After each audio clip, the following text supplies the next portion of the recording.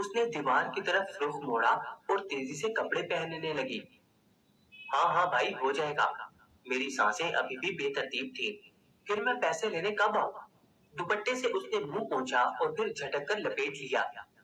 पैसे मिलने तक तुम्हें एक दो चक्कर और लगाने पड़ेंगे। कल ही मैं मालिकान से तुम्हारे शोहर का जिक्र करता हूँ।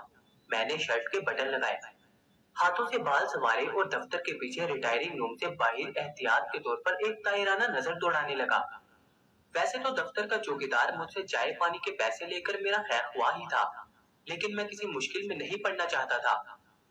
फिर मैं कल ही आ जाऊं? वो मेरे पुख्ता जवाब की मुंतजिर थी। नहीं, कल नहीं।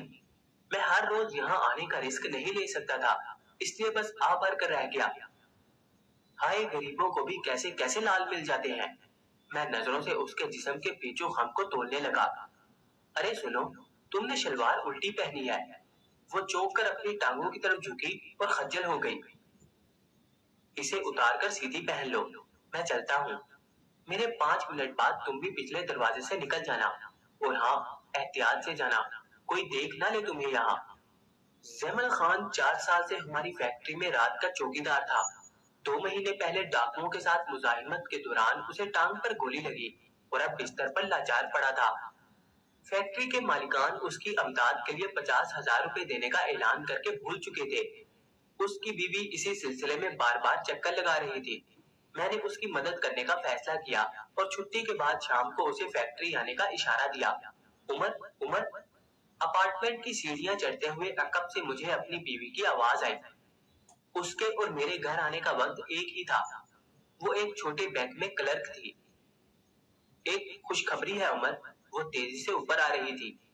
खुशी से उसकी बाछें खुल रही थी। मैनेजर साहब मेरे काम से बहुत खुश हैं और आज ही उन्होंने मेरे प्रमोशन की बात की है। दरवाजे के सामने उसने हैंडबैग टटोला और चाबी निकाली। उन्होंने कहा थोड़ा वक्त लगेगा, मगर काम हो जाएगा। अरे वाह, मुबारक हो। मैंने खुशदिली से उसे मुबारकबाद दी। तुम्हें पता है, मुझ समेत 5 उम्मीदवार हैं, मगर डायरेक्टर साहब मेरे काम से बहुत खुश हैं। क्यों ना हो, मैं मेहनत जो इतनी करती हूँ। वो अंदर दाखिल होते हुए भी मुसलसल बोले जा रही थी। मैं उसकी पैरवी करते हुए उसकी फतह की दास्तान से महफूज हो रहा था कि अचानक मेरी नजर उसकी उल्टी शलवार के रेशमी धागों से उलझ गई। तो दोस्तों, जिन लोगों को ये कहानी समझ में आई, वो इसको एक लाइक जरूर दें और इसको व्हाट्सएप पर अपने दोस्तों के साथ शेयर भी कीजिए।